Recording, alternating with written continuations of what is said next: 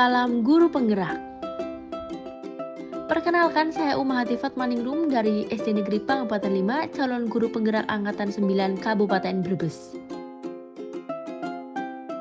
Dalam video ini, saya akan memaparkan tentang demonstrasi kontekstual pemikiran Ki Hajar Dewantoro tentang pendidikan yang berpihak kepada murid.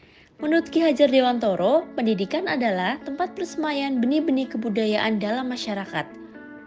Pendidikan memberi tuntunan terhadap segala kekuatan kodrat yang dimiliki anak agar ia mampu mencapai keselamatan dan kebahagiaan yang setinggi-tingginya baik sebagai seorang manusia maupun sebagai anggota masyarakat. Pendidikan dan pengajaran merupakan suatu kesatuan.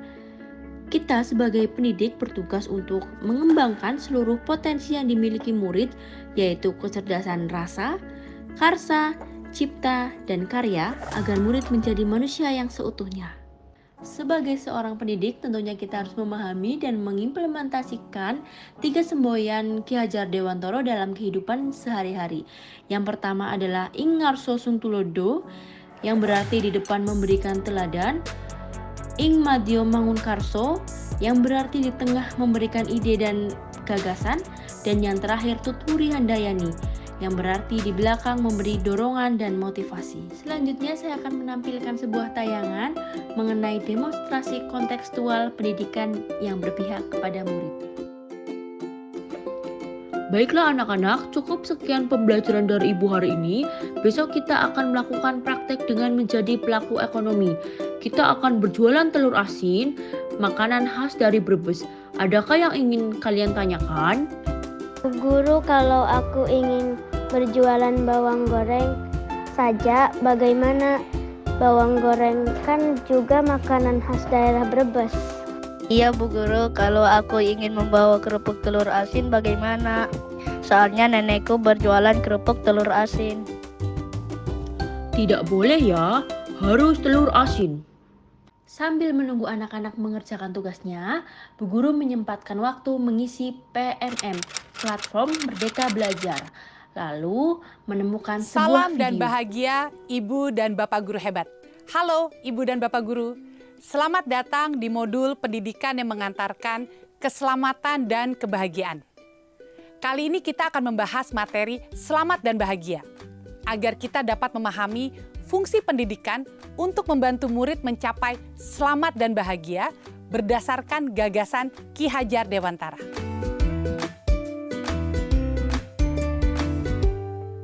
Setiap hari, Ibu Ani selalu mengajar dengan penuh semangat di depan murid-muridnya. Ia diberikan amanah menjadi wali kelas 5 di SD Negeri Kembang Mekar pada tahun pelajaran ini. Tahun di mana penuh tantangan bagi pendidik karena pandemi COVID-19. Sungguh dapat dibayangkan, pada keadaan normal saja tugas pendidik tidaklah mudah. Dan sekarang diharuskan melakukan penyesuaian pembelajaran dengan kondisi wabah COVID-19. Suatu hari, Ibu Ani mengajarkan pelajaran ilmu pengetahuan alam tentang sistem pencernaan manusia.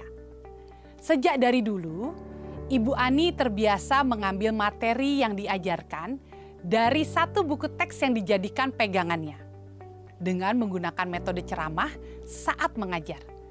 Ibu Ani merasa nyaman dan cocok menyampaikan materi tentang sistem pencernaan manusia kepada semua muridnya. Menurutnya, murid juga merasa baik-baik saja ketika ia menyampaikan materinya. Para murid pun hikmat dan tenang mendengarkan materi yang disampaikan, ujarnya. Dengan memberikan tes dan menilai dengan angka, Ibu Ani merasa cukup untuk mengevaluasi kemampuan muridnya dan dijadikan sebagai salah satu bahan untuk evaluasi akhir semester nanti. Salah seorang murid Ibu Ani, yaitu Bin Bin, lebih memilih untuk menggambar tubuh dan organ pencernaan manusia di buku tulisnya. Hal ini ia lakukan karena metode mengajar Bu Ani membuatnya mengantuk dan sulit berkonsentrasi. Senada dengan Bin Bin, Ika juga merasa tidak paham dengan materi yang disampaikan oleh Bu Ani. Ika lebih suka belajar di rumah menggunakan YouTube karena lebih atraktif. Sementara itu, Binbin dan Ika, murid kelas 5 SD Kembang Mekar, bercerita saat diajar Ibu Guru Ani tentang sistem pencernaan manusia. Binbin sulit konsentrasi dan mengantuk. Sedangkan Ika menggunakan sumber belajar lain dari YouTube yang menurutnya lebih mudah dipahami.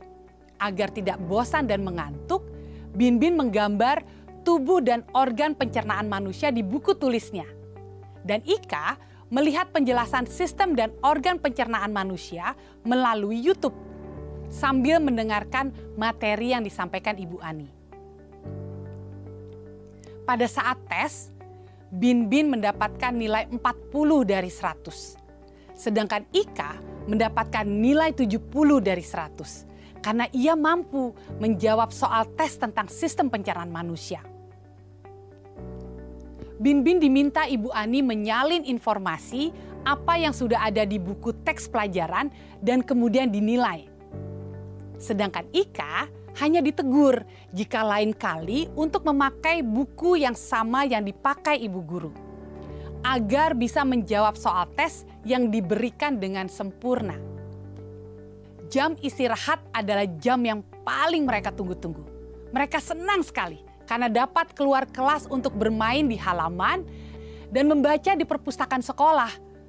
Meskipun kesenangan itu hanya sementara, akan tetapi cukup mengobati kesedihan dari nilai-nilai yang didapatkannya saat belajar di kelas.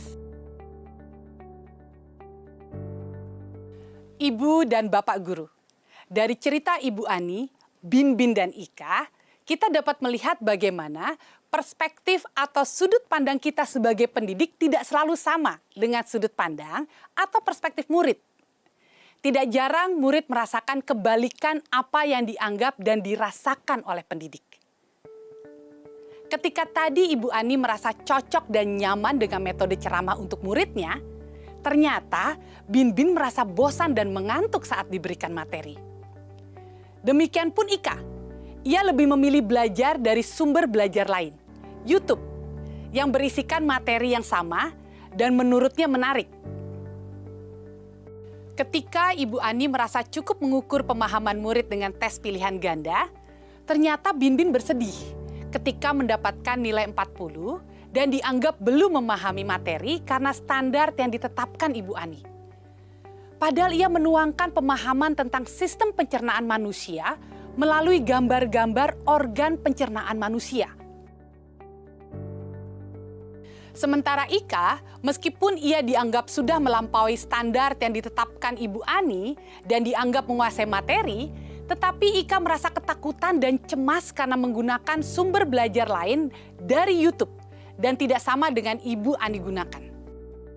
Sebagai pendidik, Ibu Ani sebaiknya bukan hanya memberikan pengetahuan dan informasi tentang sistem pencernaan manusia saja, melainkan juga memberikan pemahaman kepada murid tentang fungsi dan kegunaannya dalam kehidupan murid. Setelah mempelajari tayangan video tersebut, ternyata selama ini saya salah memberikan pengajaran kepada siswa. Karena sebagai guru, saya tidak boleh memaksakan siswa agar memiliki perspektif yang sama seperti saya. Lalu ibu guru kembali merevisi tugasnya. Mohon maaf anak-anak, untuk praktek besok, Bu Guru akan bebaskan kalian membawa makanan apapun yang berasal dari Brebes. Bagaimana? Kalian ingin membawa apa? Aku akan berjualan bawang goreng, Bu. Aku akan berjualan sate blengong. Aku akan berjualan kerupuk telur asin. Aku akan berjualan telur asin. Dari video penayangan eksplorasi konsep tersebut, pendidikan dan pengajaran harus senantiasa memahami bahwa setiap murid memiliki kodrat dan kekuatan yang berbeda-beda. Lalu, pendidikan hanyalah sebagai tuntunan. Mendidik adalah menuntun murid untuk selamat dan bahagia. Dan pendidikan tidak dapat berkehendak atas kodrat, kekuatan, atau potensi murid. Selanjutnya, pendidik dapat memberikan daya usaha maksimal untuk mengembangkan akal budi pekerti murid. Yang terakhir, pendidik membantu mengarahkan murid untuk merdeka atas dirinya sendiri untuk kehidupan dan penghidupannya. Tujuan pendidikan dan pengajaran pada dasarnya untuk menggali kemampuan di bidang intelektual dan pengetahuan serta membentuk budi luhur peserta didik agar selamat dan bahagia. Berikut merupakan kegiatan pembelajaran yang berpihak pada murid. Terima kasih telah menonton. Salam guru penggerak.